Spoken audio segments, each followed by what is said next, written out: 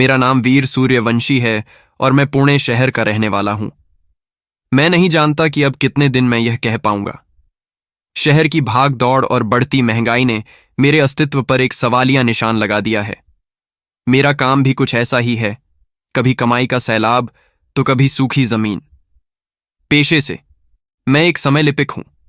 मैं हर तरह की गाथाएं लिखता हूं, इतिहास की परतों को उधेड़ता हूं और यहां तक कि भविष्य की संभावनाओं पर भी कलम चलाता हूं। लेकिन अब काम मिलना लगभग बंद हो गया है। मेरी पिछली कुछ रचनाएं बाजार में टिक नहीं पाईं और अब इस महानगर में गुजारा करना मेरे लिए मुश्किल हो रहा है। मुझे लगता है कि मेरी कहानियों में वह प्राण इसलिए नहीं आ पाया क्योंकि मैंने उन्हें शहर के तनावपूर्ण माहौल में लिखा। एक लिपिक के तौर पर हमारी सोच को मुक्त आकाश चाहिए। रचनाएं ऐसी जगह आकार लेती हैं जहां विचारों पर किसी तरह का कोई बोझ न हो। मुझे लगता है यह किसी शांत गांव में या प्रकृति के सानिध्य में ही संभव है, न कि किसी कंक्रीट के जंगल में। इसलिए मैंने शहर छोड़ने और अपने पुश्तैनी गांव शांतिवन जाने का मन बना लिया है। मैं वहां 6 महीने के लिए रहूंगा। हमारे गांव से थोड़ा बाहर एकांत में मैंने एक बड़ा सा घर बनवाया था, मेरी पिछली सफलताओं की निशानी। मुझे पुणे शिफ्ट होना पड़ा था, पर अब लगता है समय चक्र वापस उसी एकांत की ओर ले जा रहा है। गांव जाने से पहले मैं अपने सभी पुराने जान पहचान वालों से मिलना चाहता था, ताकि अगर कोई छोटा मोटा काम भी हो, किसी लिपिक की आवश्यकता हो, तो मैं उसे ले सकूं। मैंने सबसे बात की, पर 6 दिनों तक कोई काम नहीं मिला। उस रात लगभग 9 बजे किसी ने एक लिफाफा मेरे दरवाजे के नीचे से खिसका कर अंदर कर दिया। कोई घंटी नहीं बजी। जब मैं दरवाजे के पास से गुजरा तो मेरी नजर उस लिफाफे पर पड़ी। मैंने उसे उठाया और पढ़ा। उसमें लिखा था, आपके लिए एक कार्य है। कल शाम 6 बजे अदमूना स्टोन कैफे के पते पर पहुंचे। यदि आप नहीं पहुंचते हैं तो इसे आपकी ओर से अस्वीकृति माना जाएगा। मुझे काम और पैसों की सख्त जरूरत थी, न कहने का तो सवाल ही नहीं था। अगले दिन ठीक 6 बजे मैं कैफे में पहुंच चुका था। वहां एक युवती बैठी थी जिसकी उम्र 25-26 वर्ष रही होगी, पर उसका चेहरा अजीब सा पीला, कांतिहीन था। ऐसा लगता था जैसे वह किसी लंबी बीमारी से गुजरी हो, पर भारी मेकअप ने उसके चेहरे के दाग और असली रंगत को छिपा रखा था। वह मेरी मेज के सामने बैठी, हल्की सी मुस्कुराई और सीधे मुद्दे पर आई। कार्य थोड़ा मुश्किल है, क्या आप कर पाएंगे? मैंने कहा, जी हां, अगर यह मेरी विशेषज्ञता के क्षेत्र में हुआ तो मैं आसानी से कर सकता हूं। आप एक बेहतरीन लिपिक हैं वीर, आपको कुछ संहिताएं लिखनी होंगी, क्या आप यह कर सकते हैं? सवाल अटपटा था। संहिताएं? मैं समझा नहीं। मैं कहानियां लिख सकता हूं, पटकथाएं लिख सकता हूं, हास्य या भयानक, पर आप किस तरह की संहिताओं की बात कर रही हैं? उसने कहा, आपको फंतासी संहिताओं की रचना करनी है, मैं समझाती हूं। फिर आप तय करना कि यह काम करना है या नहीं। मान लीजिए आप एक भयावह कथा लिख रहे हैं, पर आपको पूरी कहानी नहीं लिखनी। आपको सिर्फ उसमें लागू होने वाली संहिताएं, नियम लिखनी है। जैसे एक पुराने जंगल के बीच स्थित एकांत भोजनालय में काम करने वाले एक कर्मचारी को किन भयावह संहिताओं का पालन करना होगा। यदि वह उन संहिताओं का उल्लंघन करता है तो उसके साथ क्या हो सकता है। बस यह छोटा सा काम करना है। इसमें दिमाग ज्यादा लगेगा, पर लेखन कार्य बहुत कम होगा। केवल कुछ नियम ही तो रचने हैं। मैं स्तब्ध था।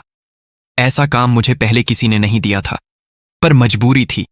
और अच्छी बात यह थी कि मुझे यह काम पुणे में रहकर नहीं, बल्कि गांव जाकर करना था। मैंने उससे पूछा कि क्या मुझे यह काम यहीं रहकर करना होगा या मैं इसे गांव जाकर कर सकता हूं। उस युवती ने धीरे से कहा, हां, आप कहीं से भी कर सकते हैं। जहां भी आप काम पूरा करेंगे वहां से मेरे लिए एक पत्र भेज देना। कागज, लिफाफा और कलम, ये सब मैं आपको दूंगी। आपको सिर्फ इन्हीं का इस्तेमाल करना है। आपका दिमाग ही आपका एकमात्र उपकरण होगा। मैंने कुछ देर सोचा। काम आसान लग रहा था। मैंने मना नहीं किया। फिर मैंने मेहनताने की बात की क्योंकि काम छोटा था। उसने जो रकम बताई मैं सुनकर बहुत खुश हुआ। ये मेरे 1 महीने की कमाई से कहीं ज्यादा थी। मैंने कहा, जी बिल्कुल। क्या यह काम सिर्फ एक बार का है या आपको ऐसी और संहिताएं चाहिए? उसने कहा, काम काफी है, घबराइए मत। आप कह सकते हैं कि आपको यह काम लगभग हर रोज करना होगा। मैं आपको एक पत्र के माध्यम से लिफाफा, कागज और कलम भेज दिया करूंगी। आपको सिर्फ उसका इस्तेमाल करना है और उसमें सब कुछ लिखकर मुझे पोस्ट कर देना है। ठीक है, मैं तैयार हूं, कहते हुए मैंने हाथ मिलाने के लिए अपना हाथ आगे बढ़ाया, पर उसने हाथ नहीं मिलाया, बल्कि सीधे 3 चीजें मेज पर रखीं। ये लो लिफाफा, ये लो कागज और ये लो कलम। आज से ही काम शुरू कर देना, और ये पहला काम आपको कल शाम 8 बजे से पहले पहले पूरा करके पोस्ट करना है, ताकि मुझ तक जल्दी पहुंच जाए। पता मैंने इस लिफाफे पर लिख दिया है। मैंने फिर से हाथ बढ़ाया, पर वह नहीं मिली। अगर आपने 8 बजे से पहले यह पत्र पोस्ट नहीं किया तो मैं समझूंगी कि आपने मना कर दिया है और आप यह काम करना नहीं चाहते। हमारा काम कुछ ऐसा है कि जो एक बार इनकार कर देता है, हम उसके साथ दोबारा न तो हाथ मिलाते हैं और न ही काम करते हैं। यह कहकर वह उठकर चल पड़ी। मैं वहीं बैठा रहा। मेरे पास अभी भी थोड़ी चाय बची थी। मैंने सोचा, भूखा तो हूं, चाय ही पी लेता हूं। चाय खत्म करने के बाद मैं अपने घर की तरफ निकला और शाम की बस पकड़कर शांतिवन पहुंच गया। अपने घर को देखकर मुझे एक अजीब सी शांति मिली। यह शांत और सुंदर था। शहर के शोर में तो दिमाग काम ही नहीं करता था। अब यहां पूरी शांति थी। गांव काफी दूर था, इसलिए रात भर कोई तंग नहीं करेगा। और हां, मुझे कल रात 8 बजे से पहले इसे पोस्ट करना था। मैंने रात को ही काम शुरू करने का फैसला किया। मैं लिखने बैठा, पर मेरे दिमाग में एक सवाल कौंधा। मुझे संहिताएं तो लिखनी है, पर किसके लिए? मैंने उससे कोई सवाल नहीं पूछा था। हमेशा तो मैं पूछता था कि जंगल की कहानी चाहिए या किसी विज्ञापन के संवाद, पर उसने तो बस संहिताएं कहा। मुझे लगा कि ये सारी संहिताएं मुझे खुद ही रचनी होंगी। मैंने इंटरनेट पर खोजना शुरू किया। लोगों को सबसे ज्यादा किस तरह का हॉरर पसंद आता है? जंगल का, किसी घर का, अस्पताल का या कब्रिस्तान का? युवती का नाम विदुषी। उसकी एक गुप्त डायरी से लिया गया यह छोटा खंड, जो उसकी पीली त्वचा और रहस्यमयी मुस्कान का कारण बताता है। आज मैंने सूर्यवंशी नाम के उस नश्वर लिपिक से मुलाकात की। उसकी आंखें लालच से भरी थीं। उसे अपनी कलम की ताकत का जरा भी अंदाजा नहीं है। मुझे उसका चेहरा देखकर घिन आती है, पर उसकी जरूरत है। मेरा असली नाम कालिनी है। मैं उन इतर शक्तियों में से एक हूं जिनका जिक्र पुराने काल पट्टों में मिलता है। वे शक्तियां जो तब से अस्तित्व में हैं जब से समय का जन्म हुआ है। हम समय के चौकीदार हैं और हमारी दुनिया को व्यवस्था चाहिए। हम अनियंत्रित अराजकता से डरते हैं। इस दुनिया में अव्यवस्था फैलाने वाली शक्तियां दिनों दिन बढ़ती जा रही हैं। हमें उन्हें बांधने के लिए नए अपरिहार्य नियमों की जरूरत है। ये नियम इंसानों के लिए नहीं, बल्कि उन शैतानी शक्तियों के लिए हैं जो इस दुनिया में अनाधिकार प्रवेश करती हैं। जब कोई इंसान अनजाने में उन नियमों का उल्लंघन करता है, तो उन शक्तियों को उस नश्वर को दंडित करने की वैध अनुमति मिल जाती है। वीर सूर्यवंशी एक रचनाकार है। उसकी कलम में वह प्राण है जो मेरे जैसे कालखंडों द्वारा लिखे गए नियमों से भी ज्यादा असरदार है। हम लिख सकते हैं, पर हमारी कलम में वह मानवीय भय नहीं है जो उसके लेखन को अखंड बनाता है। उसकी रचनाएं न केवल नियम बनाती हैं, बल्कि उन्हें लागू भी करती हैं। उसने मेरे हाथ को छूने की कोशिश की। यदि उसने छू लिया होता तो वह तुरंत भस्म हो जाता। मैं यहां सिर्फ अपने आका काल पुरुष के आदेश पर हूं। उसने जो रकम मांगी है वह तो धूल से भी सस्ती है। जब हमें इस दुनिया पर पूरा नियंत्रण मिल जाएगा, उसे बस काम करने दो। और हां, उसे थोड़ा डराना जरूरी है, ताकि उसकी रचनाओं में भय का सही पुट आए। मुझे उसकी पहली रचना का इंतजार है। मैंने लिफाफे पर रक्त चिन्ह लगाया है, जिससे मुझे तुरंत पता चल जाएगा कि पत्र पोस्ट हो चुका है। उसका लालच उसे हमारे जाल में और कसता जाएगा। वीर सूर्यवंशी का वृतांत जारी। मुझे लगा लोग सबसे ज्यादा उस चीज से डरते हैं जिससे उनका सबसे पहला और गहरा सामना हुआ होता है, स्कूल। बचपन में सुनी गई भूतों की कहानियां हर किसी के मन में होती हैं, तो मैं काल नियंत्रण स्कूल के लिए नियम बनाता हूं। एक नया रात्रि प्रहरी जो बच्चों के घर जाने के बाद पूरी रात उस पुराने स्कूल में काम करता है। हां, यह सही है। इसमें लोगों को डर भी लगेगा और मुझे सिर्फ नियम बनाने हैं। मैंने खुद से वादा किया कि नियम ऐसे होने चाहिए कि सामने वाले के रोंगटे खड़ाढे हो जाए। मुझे लगा वह युवती भी कोई लेखिका होगी, जिसे नियम रचने नहीं आ रहे हैं और वह किसी अच्छे लिपिक से यह काम करवाकर खुद क्रेडिट लेना चाहती है। ऐसे नियम लिखूंगा कि वह खुद डरेगी कि यह विचार किसके मन में आया। यह आधी रात का समय हो चुका था। मैं एक कहानीकार की तरह सोचने में डूब गया। रात्रि प्रहरी बहुत डरा हुआ है। स्कूल पुराना और जीर्ण शीर्ण है। रात में हवा के झोंके चल रहे हैं। उसे तो एक बार स्कूल के अंदर का जायजा लेना ही होगा। जब मैं स्कूल में था तब एक कमरा था जहां से अजीब सी आवाजें आती थीं। मैंने सिर्फ कहानियां सुनी थीं, सच में कभी कुछ नहीं सुना। मैं कहानी के बारे में सोचता गया, सबसे भयावह नियमों के बारे में सोचने लगा। आधी रात का वक्त था। मैं भयानक कहानी के बारे में सोच रहा था, तभी मुझे खुद डर लगने लगा। मेरा घर गांव से काफी बाहर था। पहले यहां कभी ऐसी आवाजें नहीं आती थीं। मेरे कमरे की खिड़की खुली थी और मुझे बाहर से आवाज आई जैसे कोई खिड़की के पास की दीवार को खुरच रहा हो, किसी धातु की चीज को दीवार से रगड़ा जा रहा हो। मैं थोड़ा घबराया। साधारण रात होती तो मैं बाहर जाकर देखता कि कौन परेशान कर रहा है, पर चूंकि मैं एक भयानक कहानी की रचना कर रहा था, हिम्मत नहीं हुई। मैंने खिड़की बंद कर दी। उसके बावजूद आवाजें आती रहीं। मैं बार बार कहानी के बारे में सोचना बंद करता और डर से मेरा दिमाग खाली हो जाता। वे आवाजें करीब 2 घंटे तक आती रहीं। मैंने बाहर झांकने की हिम्मत नहीं की। हो सकता है कोई बिल्ली हो और अंधेरे में उसकी आंखें देखकर मैं डर जाऊं। ये जोखिम मैं नहीं लेना चाहता था। जब आप एक बार डरना शुरू कर दें तो छोटी छोटी चीजों से भी डर लगने लगता है। कमरे में पूरी शांति थी। तभी एक छिपकली ऊपर से नीचे गिरी आवाज हुई। मैं इतना डरा। फिर मैंने दीवार से आती और भी हल्की फुल्की आवाजों पर ध्यान दिया। खड्डी की टिक टिक भी आज पहली बार मुझे बद्दी भयानक लग रही थी। इससे पहले भी तो मैं यहां भयानक कहानियां लिख चुका हूं, पर ऐसे हालात कभी नहीं बने थे। फिर भी इस डर का मुझे फायदा हुआ। डर में मैंने सोचा कि मुझे सबसे ज्यादा किस चीज से डर लग रहा है और मैं उसी के नियम बनाऊंगा। मैंने पहला नियम बनाया। रात्रि प्रहरी को 3 मुख्य वर्जनाएं बताई गई होंगी। रात्रि पहरा संहिता 1। रात के समय स्कूल के भीतर के किसी भी दर्पण, आईने में नहीं देखना है। चाहे कुछ भी हो जाए, अपनी परछाई को दर्पण में न देखें। रात्रि पहरा संहिता 2। यदि किसी कमरे के दरवाजे या किसी पुराने लॉकर से 5 बार ठक ठक की आवाज आती है तो दरवाजे को नहीं खोलना है, कभी नहीं। रात्रि पहरा संहिता 3। अगर आधी रात के बाद स्कूल में बच्चों के हंसने या रोने की आवाज आती है तो तुरंत स्कूल से बाहर भाग जाना है, अंदर रुकना नहीं है। हां, ये 3 नियम बड़े भयावह थे। सुबह के 4 बज चुके थे। उन आवाजों ने मुझे काफी परेशान किया, इसलिए काम में थोड़ी देर हुई। पर मैं सुबह 11 बजे उठा। नींद पूरी हो चुकी थी। काम मैंने अच्छे से कर लिया था। दोपहर के समय मैंने उस पत्र को पोस्ट कर दिया। जब मैं घर पहुंचा, मेरे मोबाइल पर एक मैसेज आया। रकम मेरे अकाउंट में ट्रांसफर हो चुकी थी। मैं खुशी से उछल पड़ा। अरे वाह! पर उसे कैसे पता लगा कि मैंने पत्र पोस्ट कर दिया है? और यह कैसा नंबर है? अजीब सा, अपरिचित नंबर।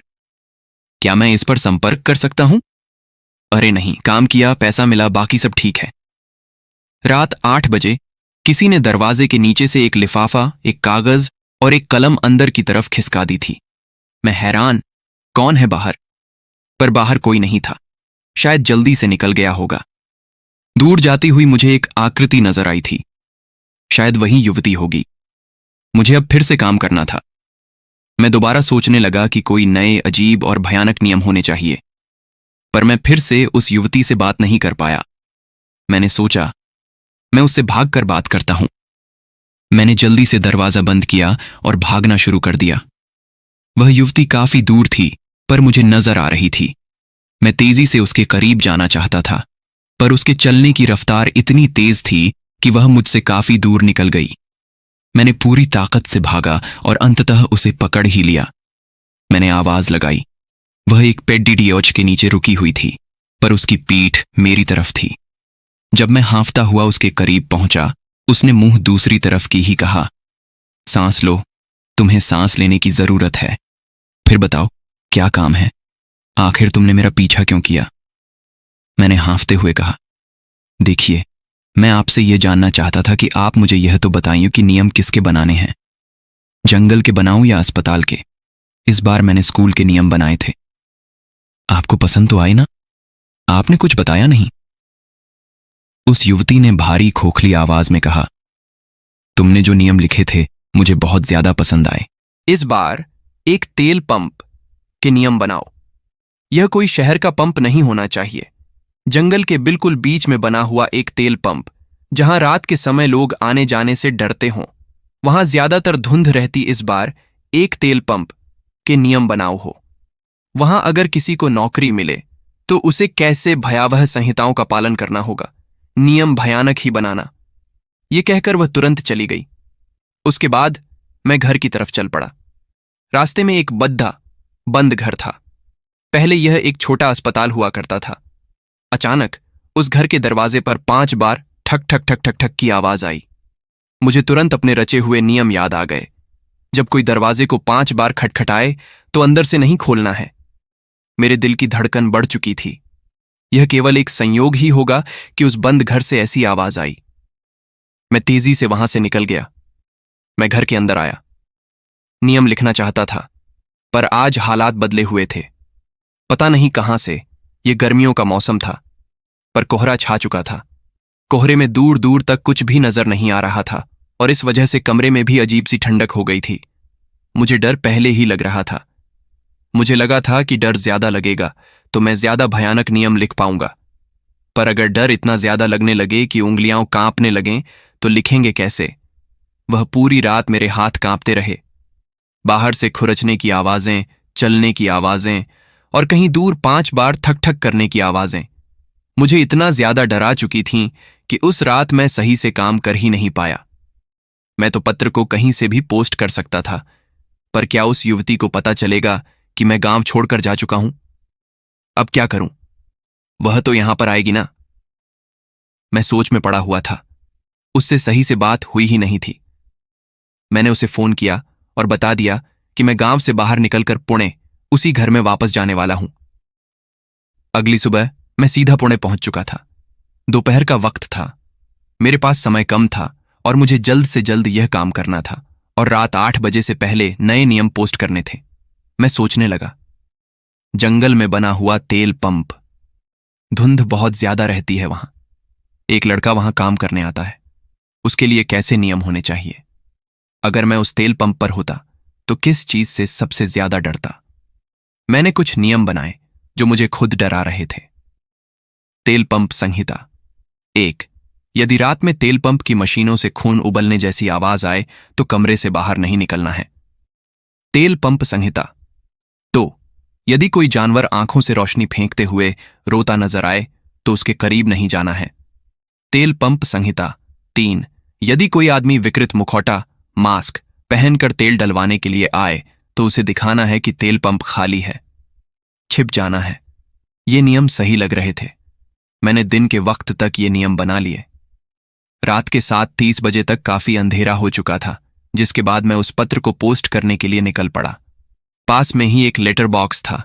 मैंने वहां पत्र पोस्ट किया और खुशी खुशी वापस आ रहा था, लेकिन मुझे रास्ते पर खड़ा एक मुखौटा पहने हुए आदमी नजर आया। मैं बहुत ज्यादा डर गया और घूमकर घर की तरफ भागा। मैं इसीलिए डरा क्योंकि जब मैं नियम के बारे में सोच रहा था तो मैंने ठीक ऐसे ही मुखौटे और ऐसे ही कपड़ों वाले आदमी की कल्पना की थी। यह बिल्कुल वैसा ही था। इसीलिए मैं भागा। जब मैं घर पहुंचने वाला था, दरवाजे के बिल्कुल सामने वह युवती खड़ी थी। एक हाथ में लिफाफा, एक हाथ में कागज और एक हाथ में कलम। वह मुस्कुरा रही थी, पर उसकी मुस्कुराहट में कोई खुशी नहीं थी। उसका चेहरा ऐसे था जैसे खींचकर उसने नकली तरीके से मुस्कुराना सीखा हो। मेरे सामने खड़ी होकर मुस्कुराती हुई उन 3 चीजों को आगे बढ़ाकर कहने लगी, अब थोड़े अलग नियम बनाना। ये नियम और ज्यादा भयानक होने चाहिए। रकम ट्रांसफर हो चुकी है, पत्र तुमने पोस्ट कर दिया है, मुझे वह नियम पसंद आए। मैंने उससे पूछा कि मुझे यह पत्र पोस्ट क्यों करना पड़ता है? आप 8 बजे मुझसे मिलने आती हैं, मैं आपको सीधे हाथ में ही दे दिया करूंगा। उस युवती ने दृढ़ता से कहा, नहीं, जो नियम हैं उनका पालन तो करना होगा। जैसे तुम कहानियों में नियम बना रहे हो, उसी तरह से हमें असलियत में भी नियमों का पालन करना होगा। तुम अब थोड़ा और भयानक कहानियों के लिए नियम बनाना शुरू करो, और इस बार मैं चाहती हूं तुम एक जंगल का नियम बनाओ। उस जंगल में अगर कोई गया है तो उसे किन नियमों का पालन करना होगा। आज रात इस पर काम करना। ये काम थोड़ा मुश्किल हो सकता है, लेकिन ज्यादा नियम मत बनाना भयानक। यह कहकर वह युवती जा चुकी थी। वक्त रात का ही था। खाना खाकर मैं इसी काम पर लग गया। सोचने लगा कि जंगल में अगर कोई जाए तो कैसे नियमों का पालन करना चाहिए। वन संहिता 1। अगर कोई लड़की किसी पेड़ पर बैठी हुई नजर आती है तो उससे बात नहीं करनी है। वन संहिता 2। अगर आपको बिल्कुल साफ पानी का तालाब नजर आता है जिसमें आपको कुछ भी नजर नहीं आता तो वहां से भाग निकलना है। वन संहिता 3। अगर आपको पीछे से कोई आवाज लगाकर बुलाता है तो आपको जवाब नहीं देना है और न ही पीछे मुड़ कर देखना है। जंगल में चाहे कुछ भी हो जाए, कोई जानवर हो या कोई अपना हो, पीछे मुड़ कर नहीं देखना है। पूरी रात लगाकर मैंने यह नियम बनाए थे। अगले दिन मैं सुबह सुबह ही उस पत्र को पोस्ट करना चाहता था, पर कुछ काम आ गया। किसी और लेखक से मिलना था। पूरा दिन ऐसे ही निकल गया और वहां से मैं निकल नहीं पा रहा था। 8 बजने को आ गए और मैं घबराया हुआ। वह पत्र मेरी जेब में ही था। मैंने उनसे थोड़ी बहस की कि मुझे जाना है, इमरजेंसी है। तब मैं वहां से निकला और पास में ही जो लेटर बॉक्स था वहां पर मैंने उस पत्र को डाल दिया। मुझे खुशी हुई और कमाल की बात थी, 2 मिनट बाद ही मेरे बैंक अकाउंट में रकम ट्रांसफर हो चुकी थी। मैं एक बार फिर सोच में पड़ी डीडीएच गया। यार, ये बड़ी कमाल की चीज है। वह युवती को कैसे पता लग जाता है कि मैं पत्र डाल चुका हूं और उसके बाद ही वह रकम को ट्रांसफर करती है। जब मैं घर के पास पहुंचा, वह युवती मेरा इंतजार कर रही थी। फिर मेरी तरफ वह नकली तरीके से मुस्कुराकर कहने लगी, अच्छे नियम थे, मैंने पैसा ट्रांसफर कर दिया। ये लो लिफाफा, कागज और कलम, और कल किसी होटल के ऊपर भयानक नियम बनाना, मुझे अच्छे लगेंगे। मैंने उससे सवाल पूछ ही लिया। वह तो ठीक है, मैं आपसे थोड़ा जानना चाहता हूं, क्या सुधार मैं कर सकता हूं? उसने कहा, नहीं, सुधार की कोई खास जरूरत नहीं है। तुम्हें जो अच्छा लगता है तुम वैसा करो। मैं जानना चाहता था कि क्या वह सच में जानती है या सिर्फ दिखावा कर रही है। मैंने कहा, जी, वह जो पहला नियम था वह आपको अच्छा लगा? उसने कहा, हाँ, पेड एज पर अगर कोई लड़की बैठी हो तो उससे बात नहीं करनी चाहिए। वह कालखंड की रक्षक भी हो सकती है। ये कहते वक्त वह मुस्कुराई थी और यकीन कीजिए मेरे हाथ पांव ठंडे पर डीडीएच गए। मैं जानता था यह कोई बता ही नहीं सकता। अभी अभी तो मैं पोस्ट करके आया हूं। उसने कब खोली वह चिट्ठी, कब पढ़ी होगी? अभी अभी तो मैं यहां पहुंचा हूं और घर में जब मैं लिख रहा था कोई जान नहीं सकता था। ये सब मेरे दिमाग में ही था। मैं सोच में पड्डीडा हुआ था और वह वहां से जा चुकी थी। यकीन कीजिए 12 बजे तक तो मेरा शरीर ठंडा ही रहा। उसकी मुस्कुराहट, उसकी वह पीली पीली सी आंखें और अजीब सी चमड़ी, जैसे खून सूखा हो। कहीं यह कोई कालखंड रक्षिका तो नहीं? अरे नहीं, एक तो ऐसे नियम लिखते लिखते मेरा दिमाग खराब हो चुका है। ये कोई और लेखक होगी। अगली बार मैं उससे पूछूंगा कि तुमने जो भी कुछ लिखा है मैं उसे कहां पर ढूंढ सकता हूं। मैंने विनाशक होटल के बारे में कुछ भयानक नियम लिखे और रात के 1 बजे तक मैं यह काम पूरा कर चुका था। नियम कुछ ऐसे ही थे। होटल संहिता 1। 13 नंबर के कमरे में नहीं जाना है। होटल संहिता 2। आधी रात के बाद अगर बाथरूम के दर्पण में अपना चेहरा देखना है तो दर्पण को छूना नहीं है। ये नियम सुनने में बड्ढे भयानक लग रहे थे। बार बार इन चीजों के बारे में सोचने के कारण नियम बनाने में मुझे ज्यादा मुश्किल नहीं हो रही थी। 1 बजे मुझे लगा अब मुझे नहा लेना चाहिए। मैं डरा हुआ था। पसीना भी काफी ज्यादा आ चुका था। मैं बाथरूम में गया और अब भी उन नियमों के बारे में सोचे जा रहा था कि क्या इसमें कोई बदलाव किया जा सकता है। अचानक पता नहीं मेरे दिमाग में क्या आया कि मैंने दर्पण पर हाथ लगाया कि ऐसे हाथ लगाने वाला भी ठीक ही है कि आधी रात के बाद दर्पण को हाथ नहीं लगाना है। मैंने जैसे ही दर्पण को छुआ वह टूट गया और वह दर्पण ऐसे टूटा कि कांच बाहर की तरफ गिरा, मेरी छाती पर लगा और आवाज भी काफी जबरदस्त थी। मैं डर गया। मैं बाथरूम से बाहर आया। मेरी सांस ऊपर की ऊपर और नीचे की नीचे थी। इसके बारे में मैं बिस्तर पर लेटा हुआ सोचे जा रहा था और अलग अलग भयानक बातें दिमाग में आई जा रही थीं। अरे यार, ये तो बिल्कुल वैसा ही हुआ जैसा मैं सोच रहा था कि दर्पण को हाथ नहीं लगाना है। मैंने कहानी सोची थी कि अगर कोई ऐसे दर्पण को हाथ लगाएगा तो वह टूट जाएगा या दर्पण से कुछ बाहर निकल आएगा। तभी बाथरूम का जो दरवाजा बंद था, अंदर से ही खटखटाने की आवाज आई। 5 बार, ठक ठक ठक ठक ठक। मैं घबरा गया। अरे, वह बाथरूम में कोई है? मैं बता नहीं सकता मेरी हालत कितनी पतली हो चुकी थी। अपने घर से बाहर निकल आया और उसके बाद मैं अपने घर को ताके जा रहा था। रात 1 से 1:30 बजे घर के बाहर खड़ा मैं घर को देख रहा था और मुझे घर के अंदर कोई नजर नहीं आया। जब 3 बजे तक हिम्मत करके मैं घर में आया तो बिल्कुल नहीं, कोई नहीं था वहां पर, न बाथरूम में न पूरे घर में। फिर मुझे लगा, ये क्या था? दर्पण का टूटना, दरवाजे का खटखटाया जाना।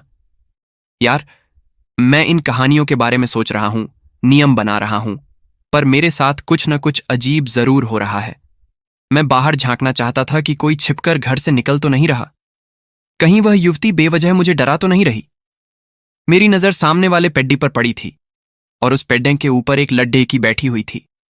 उसके बहुत ज्यादा लंबे बाल थे और यह लड्ढेकी बिल्कुल उस जंगल वाली लड्ढेकी की तरह लग रही थी जिसके बारे में मैंने कल सोचा था कि ऐसी लड्ढेकी होगी जो पैड पर होगी, जो कालखंड रक्षिका हो सकती है।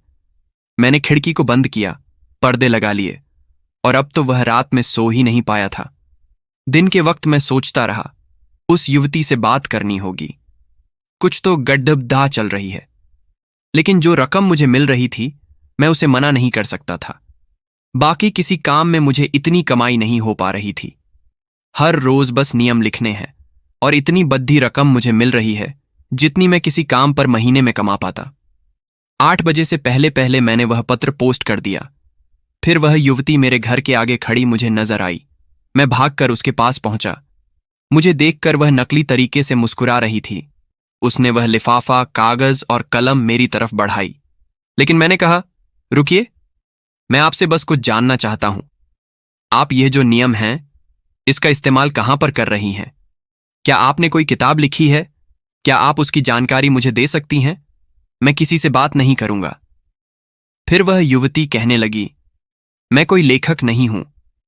अगर मैं कोई लेखक होती तो यह काम मैं ही कर लेती, लेकिन तुम लेखक हो। मुझे तुम्हारी जरूरत थी। तुम्हारा दिमाग बद्धे अच्छे तरीके से काम करता है। मुझे लगा यह काम तुम अच्छे तरीके से कर पाओगे और ऐसा ही तुम कर भी रहे हो। फिर मैंने उसको कहा, लेकिन यह तो बताइए, इन नियमों का फिर आप कर क्या रही हैं? आपको इसका क्या फायदा ऐसे नियम बनवाकर? उसने कहा, मैं तुम्हें बता तो दूं, लेकिन तुम डरोगे तो नहीं। अब यह कहकर उसने मुझे डरा दिया। मैंने हिम्मत बांधी क्योंकि सच का पता लगना बहुत ज्यादा जरूरी था। मैंने कहा, नहीं नहीं, डरूंगा नहीं, लेकिन आप बताइए, आप इन नियमों का क्या करती हैं? तब उस युवती ने कहा, तुम्हें पता है, हमारी इस दुनिया में बहुत कुछ ऐसा है जिसे हम नियंत्रित नहीं कर सकते। जैसे इंसानों को नियंत्रित नहीं किया जा सकता, ऐसे ही बाकी जीव भी हैं जो कभी कभी अपनी हद पार कर लेते हैं। उनमें दूसरी दुनिया के जीव भी आते हैं जो हमारी इस दुनिया में रहते हैं। वे सीमाओं पर को पार करते रहते हैं, तो उनके लिए संहिताएं बनाए जाने बहुत ज्यादा जरूरी हैं ताकि उन नियमों को तोड़ने वाले को वह सजा जरूर दे सकें, लेकिन बेवजह आतंक नहीं मचा सकते। और तुम जिन नियमों को बना रहे हो, ये नियम इंसानों के लिए नहीं हैं, बल्कि उन शक्तियों के लिए हैं ताकि वे नियमों में बंधे रहें। क्या न करने पर वे कुछ नहीं कर सकते, और जब कोई गलती करे तब उन्हें आजादी मिलेगी वह सब करने की जो हम उन्हें करने से रोकते हैं। मैं स्तब्ध उसकी आंखों में एकातक लगाए हुए उसे देख रहा था। फिर मैंने उसे ऊपर से नीचे तक ताका और फिर कहा, कौन हो तुम? उसने फिर से मुस्कुराते हुए कहा, इसका जवाब मैं नहीं दे सकती, लेकिन तुम्हें जो मैंने सच बता दिया है, इस सच को किसी और को मत बताना, अपने तक सीमित रखना। अब तुम बताओ, तुम ये काम करना चाहते हो या नहीं? तुम जो जो लिखोगे, नियमों का पालन वे करेंगे, मैं उनसे करवाऊंगी, उन्हें करना ही होगा। तभी तो कह रही हूं, नियम भयानक होने चाहिए। फिर उसने मुझे वह 3 चीजें दी। मैं अपने घर के अंदर आ चुका था। अब अपने घर में भी मुझे महसूस हुआ जैसे एक परछाई कभी दाईं तरफ जा रही है, कभी बाईं तरफ, जबकि मैंने कोई मोमबत्ती नहीं जलाई थी। मैंने बल्ब जलाया था और मेरी जो परछाई भी थी वह अपने आप उस परछाई की तरफ खींच भी रही थी। मैं डर गया था, लेकिन फिर जैसे ही मैंने उस कागज के ऊपर थोड़े नियम लिखे, सब कुछ ठीक होने लगा। मैंने नियम लिखा था, एक अपार्टमेंट है, वहां पर अगर तुम्हें परछाई नजर आए तो तुम्हें पानी का गिलास हाथ में पकड़ना है और उसके ऊपर पानी के छींटे डालने हैं, फिर तुम्हें परछाई नजर नहीं आएगी। मैंने पानी अपने हाथ में पकड़ा, छींटे डाले, परछाई गायब। और अब मैं वह सच्चाई जान चुका था। मैं कोई ऐसे फंतासी वाले नियम नहीं बना रहा, मैं असली नियम बना रहा हूं जो इन पर लागू भी हो रहे हैं। शुरू शुरू में मुझे डर लग रहा था, लेकिन धीरे धीरे मुझे इसमें मजा आने लगा। एक लेखक के नजरिए से सोचिए, आप कुछ चीजों को नियंत्रित कर रहे हैं और ऐसी चीजें जिससे सारी दुनिया डरती है। मजा बद्धा आता है इसमें। मैं नियम बनाता गया और अपने कमरे में ऐसी भयानक शक्तियों को मैं देख पाता था, लेकिन उनकी कमजोरियां भी तो मैं खुद ही लिखता था। मुझे जैसा नजर आता उनकी कमजोरी मुझे पहले से पता होती। ऐसे अलग अलग नियम कभी घर के लिए, कभी अपार्टमेंट के लिए मैं बनाता गया। मुझे पैसे मिलते जा रहे थे और मैं नियम बनाता जा रहा था। वह युवती जब भी मुझसे मिलने आती मैं बहुत ज्यादा खुश होता, और अब वह कहती, तुम अब नियमबद्ध कमाल के बना रहे हो, इतने भयानक कैसे? मैंने कहा, पहले मेरी मजबूरी थी, अब मेरी चाहत है। मैं अपनी पसंद से यह नियम बना रहा हूं, मुझे बद्धा अच्छा लगता है। और फिर वह मुझे कहती, अच्छा तो लग रहा है, लेकिन कभी गलती मत कर देना। ऐसा नियम मत बनाना कि जिससे बचा ही न जा सके। गलत नियम। मैंने कहा, नहीं, ऐसा नियम मैं क्यों बनाना चाहूंगा? इससे तो मुझे खुद को खतरा होगा, क्योंकि मैं उन्हें अपने करीब महसूस कर सकता हूं। जो मैं लिखता हूं वैसा ही होता है। ऐसा कई बार हुआ, और कभी कभी तो मैंने हंसते हुए उससे वह कलम, वह कागज और लिफाफा लिया। और इस बार उस युवती ने कलम देते वक्त मेरे हाथ को पकड़ा और फिर मुझे कहने लगी, यह काम डर कर करना पड़ता है। तुम्हें इसमें मजा आ रहा है तो चलो कुछ बदलाव करते हैं। अब तुम धीरे धीरे इस काम से ऊब रहे हो, तो इस काम में खौफ को लेकर आते हैं। यह एक ऐसा काम है जिसमें तुम्हें पक्का डर लगेगा। अब तुम नियम बनाओ एक लेखक के लिए, जिसे एक लिफाफा मिल रहा है, एक कागज मिल रहा है, एक कलम मिल रही है। उसे कैसे नियमों का पालन करना होगा, क्योंकि यह भी एक अजीब नौकरी है। एक बार के लिए मैं सोच में पड़ गया। ये काम में मजा आ रहा था, लेकिन अब एक झटके में उसने डरा कर रख दिया। मैंने कहा, अरे, इसमें तो डर नहीं लगेगा, कोई भयानक जंगल के खौफनाक नियम बनाता हूं। उसने कहा, नहीं, काम तुम्हें मैं दे रही हूं तो नियम भी मैं ही बनाऊंगी। अब तुम्हें इस पर नियम बनाने हैं। जैसे तुम लेखक हो, अगर कोई और लेखक हो और उसे ऐसा काम मिलता है तो उसे कैसे नियमों का पालन करना होगा। लिखना, आज रात यही लिखना, बद्दा मजा आएगा। रात के 12 बजे का वक्त था। पहले तो मैं आराम करता रहा, लेकिन इसके बारे में सोचता जरूर जा रहा था। फिर मुझे लगा, अब काम करने की बारी है, मजा बहुत आएगा। मैंने वह कागज को खोला, कलम को लिया अपने हाथ में, और उसके बाद मैं लिखना चाहता था, यह सोचते हुए कि यह मेरा काम है। मुझे किस चीज से सबसे ज्यादा डर लगेगा, और कुछ ऐसा जिसमें उस ताकत को बांधा भी जा सके, ताकि अगर मैं गलती करूं तो मुझे सजा भी मिले। नियम में मजा तो तभी आएगा जब बराबरी हो। सिर्फ ऐसी शैतानी ताकतों के लिए ही नियम क्यों, इंसानों के लिए भी नियम चाहिए, बराबर के चाहिए। तो मैं उस कागज पर नियम लिखने लगा, और जो पहला नियम था वह यही था, जब संहिताओं को लिखना शुरू करना है तो नियम लिखते वक्त बीच में नहीं छोड़ने हैं, और अगर छोड़ने भी हैं तो कागज को फोल्ड करके रखना नहीं है, न अधूरा लिफाफे में डालना है, पूरा काम करके ही ऐसा करना है। फिर पहला नियम लिखने के बाद मुझे लगा, बाकी के नियम थोड़े ऐसे होने चाहिए जिसमें बचने का रास्ता भी हो, बराबरी होनी चाहिए। वह कागज मैंने सामने रखा हुआ था, लेकिन मैंने ध्यान दिया ही नहीं।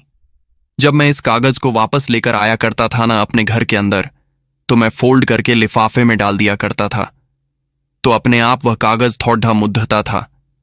लिखने के बाद मैंने उस कागज को वहीं पर रखा था, पेन को वहीं पर रखा था। मैं गया था बाथरूम। जैसे ही मैं बाथरूम से बाहर निकला था, पंखा अपने आप ऑन हो चुका था। मैंने कागज की तरफ ध्यान दिया ही नहीं। किसी ने दरवाजा खटखटाया था। जब मैं दरवाजा खोलने के लिए गया, मैं दरवाजे तक पहुंचा नहीं था। दरवाजा बार बार खटखटाया जा रहा था और दिमाग ने काम ही नहीं किया कि मैं यही नियम तो बना चुका हूं। 5 बार कोई दरवाजा खटखटाता है तो दरवाजे को नहीं खोलना है। वीर सूर्यवंशी का अंतिम कालखंड। मैंने दरवाजे को खोला। दरवाजा खोलते ही मेरे सामने काले कपड़ों में कोई था, जिसका न तो सिर था, न उसके हाथ थे और न उसके पैर थे। टांगें थीं, कलाइयों तक बाजुएं थीं, ऊपर वाला सिर का हिस्सा ही नहीं। और उसने ऐसे ही मुझे धक्का देना शुरू कर दिया। मैं पीछे जाकर गिरा। अब मैं उससे बचना चाहता था, लेकिन मैंने हिम्मत करके चाकू 2 बार उसके पेट में गोद दिया। उसके शरीर से खून बहने लगा था और वह सही से चल भी नहीं पा रहा। अजीबोगरीब लाश थी वह।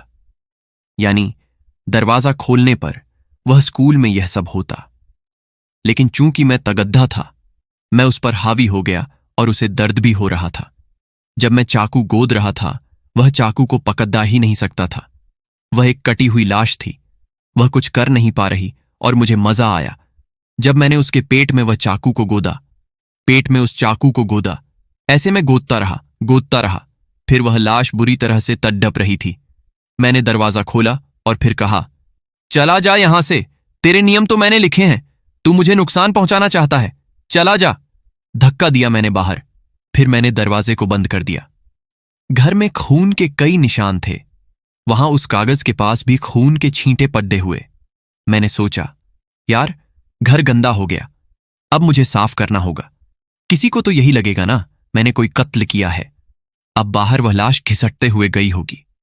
अरे यार, बाहर भी निशान पड़ीडीएच गए होंगे, तो अंधेरे में मुझे वह निशान साफ करने होंगे ताकि किसी को पता न लगे। फिर मैं फर्श साफ करने लगा। अपने ऊपर खून लगा हुआ, ध्यान नहीं दिया मैंने जल्दी से उस कागज को समेटा, लिफाफे में डाला और एक तरफ रख दिया, जैसा मैं जल्दबाजी में कर दिया करता था। मुझे ऐसा नहीं करना चाहिए था। हेलो, मेरा नाम इंस्पेक्टर विष्णु गोपाल, और किसी पड़ोसी ने मुझे खबर दी थी कि यहां पर एक बद्धा खून का निशान बना हुआ है, जैसे किसी को चोट लगी हो और वह घिसट कर इस घर से बाहर निकला हो। पुलिस ने चारों तरफ से खंगाल लिया है। यहां इस घर में एक लाश मिली है। एक कलम, लिफाफा और एक अजीब सा कागज है जिसमें अजीब सा कोई नियम लिखा हुआ है। मुझे लगता है यह आदमी लेखक हुआ करता था और किसी ने इसका बड्ढे भयानक तरीके से कत्ल किया है। मैंने इतने खौफनाक तरीके से किया गया कत्ल पहले कभी नहीं देखा। मैं क्या बताऊं। लाश दीवार पर टंगी थी। आंखों में चाकू गोदे गए थे। दिल को बाहर निकाला गया था, एक छेद बनाकर। गुप्त अंगों को काटा गया था। नाखून पैरों से उधेड़े गए थे। उसके बाद टांगों को चाकू से फाड़ा गया था, तो जो मांसपेशियां थीं बाहर लटक रही थीं। और यह सब तब हुआ जब वह जिंदा होगा। खून नीचे जैसे टपका, इससे यह साफ है। हमने घर में ढूंढने की कोशिश तो की, लेकिन हमें ज्यादा कोई सुराग नहीं मिले। हम कातिल को ढूंढने की कोशिश करेंगे, लेकिन हैरानी की बात है कि दरवाजा अंदर से बंद था और खून के कुछ छींटे इधर उधर भी पड्डे हुए थे। और यह खून इस आदमी का नहीं है। क्या नाम है इसका? वीर सूर्यवंशी। हां, जो बाहर भी खून के धब्बे हैं वह जैसे खींचकर बनाए गए हैं। कोई चोटिल होगा, लेकिन वह कहां गया पता नहीं चला। मैं अपनी रिपोर्ट को यहीं खत्म करता हूं। यहां हम तफ्तीश करने की कोशिश करते रहेंगे, लेकिन मुझे नहीं लगता इस केस में हमें कोई खास सुरागा मिल पाएंगे। पिछले कुछ समय से मैं कोशिश कर रहा हूं, लेकिन इस केस में आगे बढ़ा नहीं जा सकता। शायद कुछ ऐसा है जो पुलिस को समझ नहीं आ सकता। क्या पता ये बेचारे लिपिक के साथ क्या हुआ होगा। वह तो अपनी ही रची संहिताओं के चक्रव्यूह में फंस गया।